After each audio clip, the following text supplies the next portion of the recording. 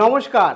অবশেষে রাজ্যের বাজেটকালে এবং মুখ্যমন্ত্রীর ঘোষণা অনুযায়ী সমস্তটা পরিষ্কার হয়ে গেল। যুবসাথী প্রকল্প কারা পাচ্ছেন, কারা বাদ যাচ্ছেন, একই সাথে কারা 2000 টাকা পাচ্ছেন, কারা 3000 টাকা পাচ্ছেন। একই সাথে মুখ্যমন্ত্রী আরও কিছু বিষয় যেটা বাজেট পেশের সময় ভুল হয়েছিল সেই কারেকশানও করে দিলেন, পরিবর্তনও জানিয়ে দিলেন।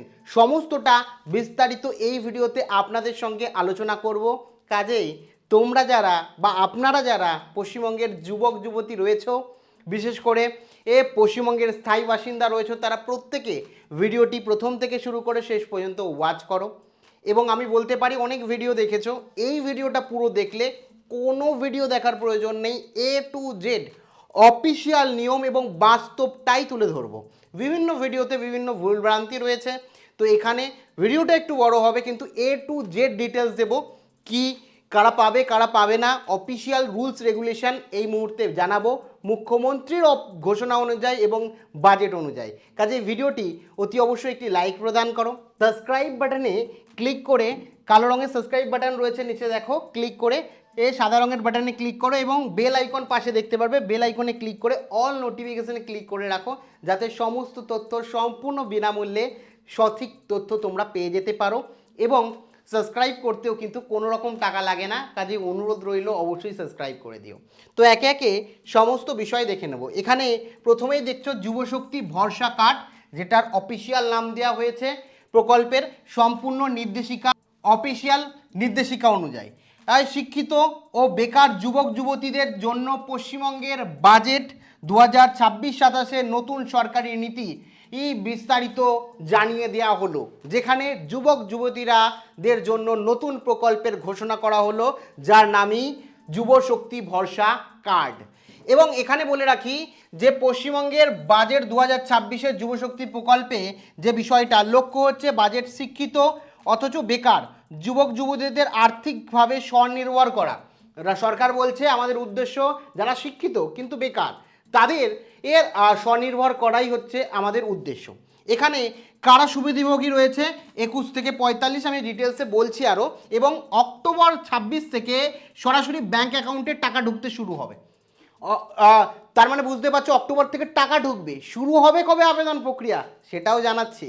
তো এক্ষেত্রে বলে রাখি যে যুবসাথী আর যুবশক্তির মধ্যে কি কি পরিবর্তন বলে রাখি।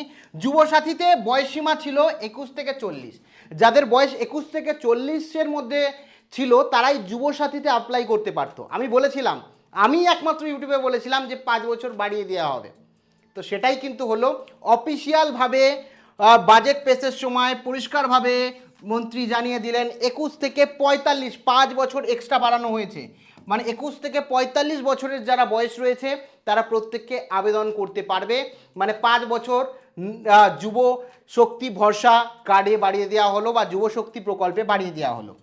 এবার তারপরে মাসিক ভাতা, যেটা আগে 1500 টাকা ছিল, সেই 1500 টাকার পরিবর্তে এখন কেউ কেউ পাবে 2000 টাকা, কেউ কেউ পাবে 3000 টাকা। কারা 2000 কারা 3000 পাবে এবং কোন সূত্রে পাবেই না কেউ সেটাও বলবো।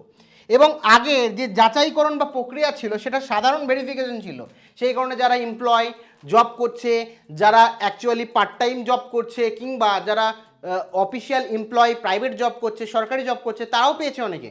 কিন্তু এটা এবারে ভুলে যাও, কি হতে পারে সেটাও বলবো। যদি ভুলবশত চাকরি করেও আবেদন করো কি হতে পারে সেটাও বলবো। কঠোরভাবে ভেরিফিকেশন হবে এবং ভেরিফিকেশনের জন্য এখনই তোমাদের কি কি পদক্ষেপ নিতে হবে সেটাও জানাবো। প্রায় তোমাদের 3টে স্টেপ কমপ্লিট করতেই হবে, আর 4 নম্বর স্টেপটাও পেতে গেলে কমপ্লিট করো এখনই, অনলাইনে বাড়ি বসেই করে নিতে পারবে। তারপরে বলে রাখি যে অনুদানের পরিকাঠামো যদি বলি, দেখুন সরকারি যে তহবিল রয়েছে সেখান থেকে, যে বাজেট রয়েছে সেখান থেকে যে টাকাটা দেওয়া হবে সেই টাকাটা হচ্ছে 2000 টাকা কি হচ্ছে মাসে আপনি পাবেন। কেউ কেউ আবার 3000 টাকা পাবেন। কারা 2000 টাকা পাবেন? যারা হচ্ছে নন গ্র্যাজুয়েট, অর্থাৎ গ্র্যাজুয়েশন আপনার কমপ্লিট হয়নি, যাদের সর্বোচ্চ শিক্ষাগত যোগ্যতা মাধ্যমিক, উচ্চ মাধ্যমিক কিংবা ডিপ্লোমা। যারা মাধ্যমিক পাস করেছো, উচ্চ মাধ্যমিক পাস করেছো কিংবা ডিপ্লোমা পাস করেছো, তারা 2000 টাকা করে মাসে পাবে। আর যারা গ্র্যাজুয়েট কিংবা তার ঊর্ধ্বে, যারা গ্র্যাজুয়েশন করেছো, মাস্টার ডিগ্রি করেছো অর্থাৎ পোস্ট গ্র্যাজুয়েশন, পিএইচডি করছো, মানে গ্র্যাজুয়েশন কিংবা তার ওপরের লেভেলে কোনো শিক্ষাগত যোগ্যতা রয়েছে, তাদের মাসে 3,000 টাকা সরকারি অনুদান সরকারি তহবিল থেকে দেওয়া হবে। আর যারা মাধ্যমিক উচ্চ মাধ্যমিক পাশ করে বসে রয়েছো তারাও 2,000 টাকা করে মাসে পাবে। তার মানে এটা পরিষ্কার যে মাধ্যমিক উচ্চ মাধ্যমিকের জন্য 2,000 টাকা, এবং যারা গ্র্যাজুয়েশন পাস করে অ্যাকচুয়ালি বা পোস্ট গ্র্যাজুয়েশন পাস করেছো বা গ্র্যাজুয়েশন পাস করেছো তারা 3,000 টাকা করে পাচ্ছ। তো মন খারাপ করার কিছু নেই, 2,000 হলেও 1,500 থেকে 500 টাকা বেশিই হচ্ছে, ঠিক আছে। এবার বলে রাখি যে প্রাথমিক 3টে শর্ত, নির্দিষ্ট বয়সসীমা থাকতে হবে, যে এলিজিবল যদি বলি কারা কারা আবেদন করতে পারবে, এখানে আবেদন করতে পারবে যারা অবশ্যই 21 থেকে 45-এর মধ্যে বয়স রয়েছে, যাদের 21 থেকে 45-এর মধ্যে বয়স রয়েছে যেমন বললাম। দ্বিতীয় হচ্ছে শিক্ষাগত যোগ্যতা, ন্যূনতম মাধ্যমিক পাস হতে হবে, গ্র্যাজুয়েশন নয়। মাধ্যমিক পাস যদি তোমরা পড়ো, অনেকেই দেখছিলাম বলছে গ্র্যাজুয়েশন পাস, না, গ্র্যাজুয়েশন হলে 3,000 পাবে, গ্র্যাজুয়েশন না হয়ে মাধ্যমিক পাস হলেও তোমরা আবেদন করতে পারবে, আর মাধ্যমিক পাস করলে 2,000 টাকা করে পাবে। ও এবার শিক্ষাগত অনুযায়ী নির্ধারিত হবে। এবার এখানে না মাধ্যমিক পাসটা না অ্যাকচুয়ালি ক্লিয়ার নেই, কেন এখানে বলেছে গ্র্যাজুয়েট এবং নন গ্র্যাজুয়েট, যারা গ্র্যাজুয়েশন করেনি, এবার হতে পারে সেটা উচ্চ মাধ্যমিক পাস, এটা একটা ডাউট কিন্তু থেকেই যায় যে মাধ্যমিকরা অ্যাকচুয়ালি পাবে কিনা, ডাউট কিন্তু একটা থেকেই যায়, কেন অফিসিয়াল নির্দেশিকা যতক্ষণ না আসছে। বাজেটে বলা হয়েছে এবং আমাদের মাননীয় মুখ্যমন্ত্রীও কিন্তু এই বিষয়টাই বলেছেন যে মানে গ্র্যাজুয়েট আর নন গ্র্যাজুয়েটের কথা বলেছে। নন গ্র্যাজুয়েট বলতে মাধ্যমিকরাও গ্র্যাজুয়েশন করেনি, উচ্চ মাধ্যমিকরাও গ্র্যাজুয়েশন করেনি, তাহলে কি উচ্চ মাধ্যমিকদের দেওয়া হবে, মাধ্যমিকদের দেওয়া হবে না? এটার এখনও ক্লারিফিকেশন কিছু নেই, কিন্তু বেশিরভাগ ক্ষেত্রে সংবাদ মাধ্যমে, বিভিন্ন বড় বড় সংবাদ মাধ্যমের নিউজ পোর্টালে কিন্তু মাধ্যমিকের কথাও বলছে, মাধ্যমিক উচ্চ মাধ্যমিক, সেই কারণে এখানে ধরা হয়েছে, অফিসিয়ালভাবে এটা বলা হয়নি। এবার সম্পূর্ণভাবে বেকার হতে হবে, মানে 100% বেকার হতে হবে, পার্ট টাইম কাজ এও আবেদন করা যাবে না, যেটা শোনা যাচ্ছে। মানে তুমি যদি অফিসিয়ালভাবে প্রাইভেট এমপ্লয় হয়ে থাকো, অর্থাৎ কোনো কোম্পানিতে চাকরি করছো, তাহলে তো ভুলেই যাও, আবেদন করতে পারবে না। আর যারা মনে করছো যে না আমরা রীতিমতো এই মুহূর্তে দাঁড়িয়ে বেকার রয়েছি, কিন্তু আমার মাধ্যমিক উচ্চ মাধ্যমিক কিংবা গ্র্যাজুয়েশন রয়েছে, তারা আবেদন করতে পারবে। সরকারি চাকরি যারা আছে তারাও আবেদন করতে পারবে না। এছাড়া আরও রুলস আছে, যারা ধরো সরকারি চাকরি বা প্রাইভেট জব অ্যাকচুয়ালি করছো না, অন্যান্য পার্ট টাইম জব করছো, তাদের ক্ষেত্রেও কিছু রুলস রেগুলেশন রয়েছে, সেটা বলছি। তার আগে বলে রাখি আরেকটা এলিজিবল ক্রাইটেরিয়া, এটা নিয়ে অনেকের ভ্রান্ত ভুল ধারণা আছে যে পরিবারের আয় এর নিয়ম বিভ্রান্ত ও অনেকের রয়েছে, যে মাসিক আয় 1 লক্ষ টাকার কম। এখানে কিন্তু অনেকেই বলছে বছরের আয় 1 লক্ষ টাকার কম হতে হবে। বুঝতে পারছো, বছরের আয় মানে মাসে 10,000-এর কম পরিবারের ইনকাম হতে হবে। পারিবারিক মোট মাসের ইনকাম সেটাই বলা হয়েছে। ভুলটা হওয়া অনেকের ক্ষেত্রেই স্বাভাবিক, কারণ ব্যাপারটা বলে রাখি, যখন কোনো প্রকল্প বা স্কলারশিপে বছরের ইনকাম পরিবারের বলা হয়, সেটা বছরেরই বলা হয়, মাসের বলা হয় না। তো এখানে বাজেট পেশের সময় যেটা বলা হয়েছিল সেটা মাসের বলা হয়েছিল। মাসিক আয় 1 লক্ষ টাকার কম হতে হবে, অর্থাৎ পরিবারের মোট মাসের আয় 1 লক্ষ টাকার কম, মানে পরিবারের মোট বার্ষিক আয় 12 লক্ষ টাকার কম হতে হবে। মোট বার্ষিক আয় 12 লক্ষ টাকার কম হতে হবে। যদি পরিবারের মোট বার্ষিক আয় 12 লক্ষ টাকার কম হয়, তাহলে তোমরা কিন্তু আবেদনযোগ্য। অর্থাৎ বাজেটে মাসিক আয়ের কথা বলা হয়েছে, আপনার পরিবারের সব মিলিয়ে আয় মিলিয়ে ধরো 5 জন রয়েছে, 5 জনের মাসে যে টাকাটা ইনকাম করে সেটা 1 লাখের বেশি, তাহলে কিন্তু হবে না। মাসে যদি 1 লক্ষ টাকার বেশি হয়ে যায় তাহলেই আপনারা পাবেন না। এছাড়া ইনকাম ট্যাক্স যারা দেন তাদেরও দেওয়া হবে না। ট্যাক্স পেয়ার যারা রয়েছে, দেখুন নতুন ট্যাক্স অনুযায়ী 1 লাখ টাকা হলেও এক্সামের জন্য, নতুন ট্যাক্স অনুযায়ী 1 লাখ টাকা মাসে হলেও ট্যাক্স ছাড় পাওয়া যায়। তো সেই কারণে বলেছে 1 লাখ টাকা মাসে যদি বেশি কাউর ইনকাম হয়, 1 লাখ টাকার মাসে পরিবারের আয় যদি 1 লাখ টাকার মাসে বেশি হয়, তাহলে তারা পাবেন না। এবার বলে রাখি কারা একেবারেই আবেদন করতে পারবেন না। রেড ফ্ল্যাগ কাদের জন্য? রেড ফ্ল্যাগ কাদের জন্য? প্রাইভেট কোম্পানিতে যারা কর্মচারী, যারা প্রাইভেট কোম্পানিতে চাকরি করেন কিংবা প্রতি মাসে ব্যাংক থেকে নির্দিষ্ট স্যালারি অ্যাকাউন্টে টাকা ঢোকে, তারা কিন্তু পাবেনই না। ভুলে যান, যুবসাথী পেয়েছিলেন, ওটা ভুলে যান। একই সাথে অন্যান্য প্রকল্পের সুবিধাভোগী পরিবারের কেউ যদি অন্নপূর্ণা ভাণ্ডারের মতো অন্য প্রকল্পের সরকারি সুরক্ষা প্রকল্পের সুবিধা পেয়ে থাকেন তারা পাবেন না। এটা একটা ক্লিয়ার করে বলি, এটা কিন্তু বলা হচ্ছে অনেক জায়গায়, সংবাদ মাধ্যমে বলা হচ্ছে, অনেকে ভয় পাচ্ছে, তো এটা এখনো ক্লিয়ার না, এটা এখনো ক্লিয়ার না। এটা আমি রেড ফ্ল্যাগ দিচ্ছি কেন, এটা যদি ধরুন বলা হচ্ছে পরিবারের কেউ, ধরুন একটা পরিবারের মধ্যে যারা রয়েছে তারা হয়তো সেই ছেলেকে টাকা দিচ্ছে না, এরকম হতে পারে। অনেক এরকম সন্তানই রয়েছে বা মানে মা টাকা পাচ্ছে, মা আলাদা থাকে, ঠিক আছে, কোনো কারণবশত আলাদা থাকে, হতে পারে দুই বিয়ে, অন্যরকম ব্যাপার, তো সে ছেলেকে হয়তো টাকা দিচ্ছে না, তো এটা হতে পারে। তো এটা নিয়ে কনক্লুশন রয়েছে, এটা কিন্তু অফিসিয়ালভাবে কোথাও বলা নেই, বিভিন্ন যেটা যেটা আমি বলে দিচ্ছি যে সূত্র মারফত পাওয়া যাচ্ছে সেগুলো এখানে আমি আপনাদের উল্লেখও করে দিচ্ছি, যেগুলো বিভিন্ন সংবাদ মাধ্যমের তথ্য থেকে নেওয়া। জানো তো এখনকার নিউজ মিডিয়া মানে আজকে একটা বলছে, কালকে একটা বলছে, ঠিক আছে, তাদের তো আপনারা কিছু বলতে পারবেন না। যদি আমরা একটা ভুল তথ্য দিয়ে দিই কোনো ভুলবশত, তাহলে আমাদের ছাড়বেন না, সেই কারণে আগের থেকে বাস্তব বা রিয়ালিটিটা আপনাদের তুলে ধরছি। এবার বলে রাখি, সরকারি চাকরিজীবী যারা রয়েছে তারা একদম রেড ফ্ল্যাগ, তারা তো পাবেনই না। আর উচ্চ আয় যারা পার্ট টাইমে ধরুন 5,000 টাকা মাসে আয় করেন, পরের মাসে পাবেন কিনা কোনো ঠিক নেই, তাদের কোনো সমস্যা নেই।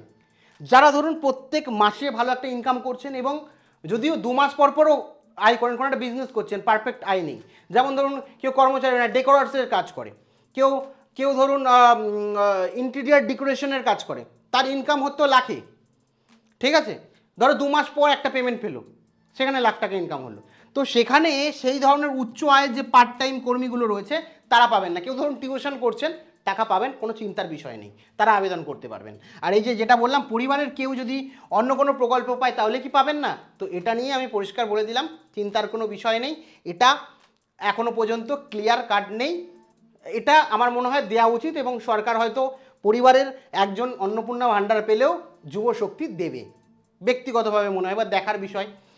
এবার করে কি কঠোরভাবে ভেরিফিকেশন হবে, এই জন্য সতর্ক নিন। পুরনো যুবসাথী প্রকল্পের মতো সাধারণভাবে ভেরিফিকেশন হবে না, কঠোরভাবে যাচাই করা হবে।